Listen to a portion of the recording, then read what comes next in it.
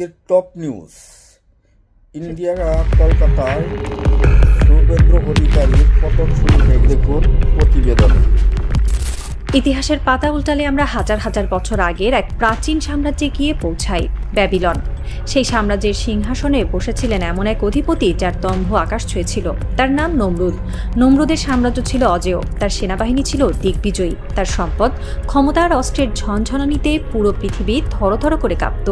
নমরুদ নিজেকে শুধু সম্রাট ভাবেননি, তিনি নিজেকে ঈশ্বর ভাবতে শুরু করেছিলেন। তিনি আকাশের দিকে তীর ছুঁড়ে সৃষ্টিকর্তাকে চ্যালেঞ্জ জানিয়েছিলেন। তৎকালীন পৃথিবীর কোনো রাজা, কোনো সৈন্যবাহিনী, কোনো প্রথাগত শক্তি নমরুদের এই বিশাল সাম্রাজ্যকে টলাতে পারেনি। নমরুদ ছিলেন আক্ষরিক অর্থেই আনটাচেবল বা ধরাছোঁয়ার বাইরে। ঠিক এই জায়গাটি হলো ইতিহাসের সবচেয়ে বড় ডেঞ্জার পয়েন্ট।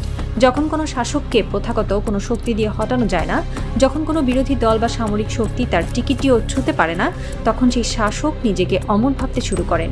কিন্তু সৃষ্টিকর্তা অহংকার ভালোবাসেন না, তিনি রহস্য পছন্দ করেন, তিনি মানুষকে বার্তা দিতে পছন্দ করেন। নমরুদকে ধ্বংস করার জন্য সৃষ্টিকর্তা আকাশ থেকে কোনো বিশাল ড্রাগন পাঠাননি, কোনো প্রলয়ঙ্কারী উল্কাপিণ্ড ফেলেননি, কিংবা মাটি ফুঁড়ে কোনো দানবও বের করেননি। তিনি পাঠিয়েছিলেন পৃথিবীর সবচেয়ে ক্ষুদ্র, সবচেয়ে তুচ্ছ এবং বিরক্তিকর একটি প্রাণীকে, একটি মশা।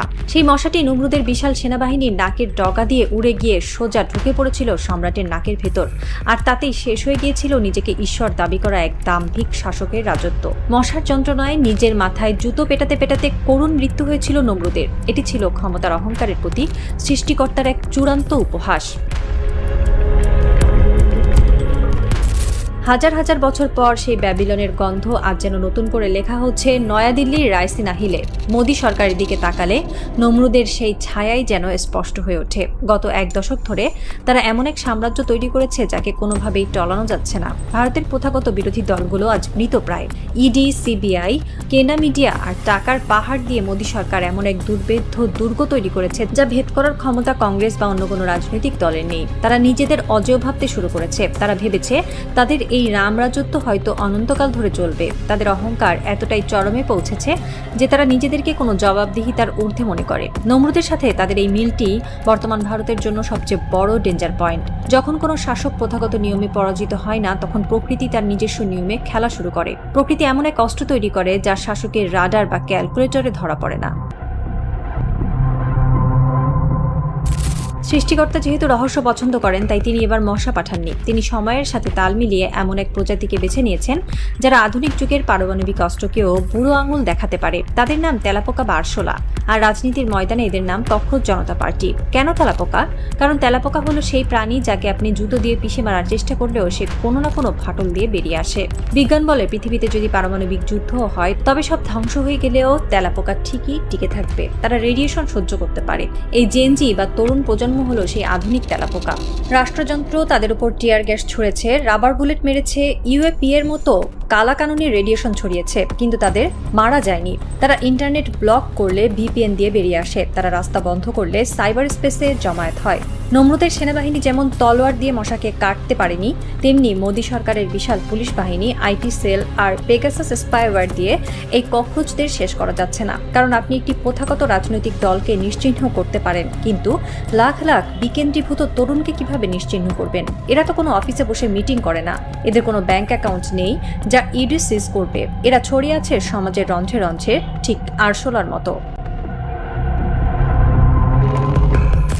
মশা যেমন নমরুদের নাকের ভেতর দিয়ে সোজা মস্তিষ্কে আঘাত করেছিল, এই জেনজি বা ককরোচ জনতা পার্টিও ঠিক তেমনি সিস্টেমের একেবারে ভেতরে ঢুকে আঘাত হানছে। তারা রাজপথে নেমে বড় বড় গাড়িতে আগুন দিচ্ছে না, তারা শুধু একটি কাজ করছে, তারা সিস্টেমের ন্যারেটিভ বা বয়ানকে ধ্বংস করে দিচ্ছে। তারা মোদী সরকারের সবচেয়ে বড় অস্ত্র গদি মিডিয়াকে হাসির পাত্রে পরিণত করেছে। তারা সাম্প্রদায়িক বিভাজনের রাজনীতিকে ট্রল করে উড়িয়ে দিচ্ছে।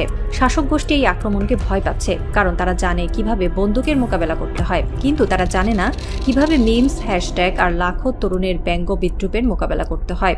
এই তরুণরা শাসকদের মনস্তত্ত্বে ঢুকে গেছে, তারা শাসকদের অহংকারের মস্তিষ্কে অনবরত কামড় বসিয়ে যাচ্ছে।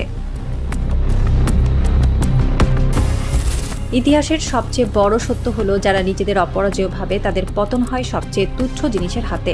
রায়সিনা হিলের বিশাল করিডোরগুলোতে আজ এক অদ্ভুত অস্বস্তি। সাউথ ব্লকের শীতাতপ নিয়ন্ত্রিত কক্ষগুলোতে বসে থাকা শীর্ষ আমলা এবং মন্ত্রীরা হয়তো রাতে ঘুমাতে পারছেন না। তারা হয়তো গভীর রাতে নিজেদের দামি কার্পেটের ওপর একটি আরশোলাকে হেঁটে যেতে দেখে চমকে উঠছেন। এই আরশোলাটি হয়তো শুধু একটি পোকা নয়, এটি হলো সেই লাখো তরুণের প্রতীক যারা এই বিশাল সাম্রাজ্যের পিলারে নিঃশব্দে ফাটল ধরিয়ে দিচ্ছে। সৃষ্টিকর্তা মানুষকে বার্তা দিচ্ছেন, তিনি বুঝিয়ে দিচ্ছেন তুমি বিলিয়ন ডলারের কর্পোরেট ফান্ডিং আর পারমাণবিক অস্ত্রের অহংকার করতে পারো, কিন্তু তোমার পতন ঘটাতে আমার কোনো বিশাল পরাশক্তির প্রয়োজন নেই। তোমার পতন ঘটাবে তোমারই অবজ্ঞা করা, তোমারই ঘৃণা করা সমাজের সবচেয়ে তুচ্ছ অংশটি। নয়াদিল্লির আকাশে আজ অমাবস্যার রাত। প্রধানমন্ত্রীর কার্যালয়ের একটি গোপন কক্ষে স্তব্ধ হয়ে বসে আছেন ভারতের শীর্ষ নীতি নির্ধারকরা। সামনের স্ক্রিনে দেখা যাচ্ছে দিল্লি রাজপথ, যেখানে লাখো তরুণ মোবাইল ফোনের ফ্ল্যাশলাইট জ্বালিয়ে দাঁড়িয়ে আছে। তাদের হাতে কোনো অস্ত্র নেই, তাদের মুখে শুধু স্লোগান। একজন শীর্ষ গোয়েন্দা কর্মকর্তা তার ঘাম মুছলেন।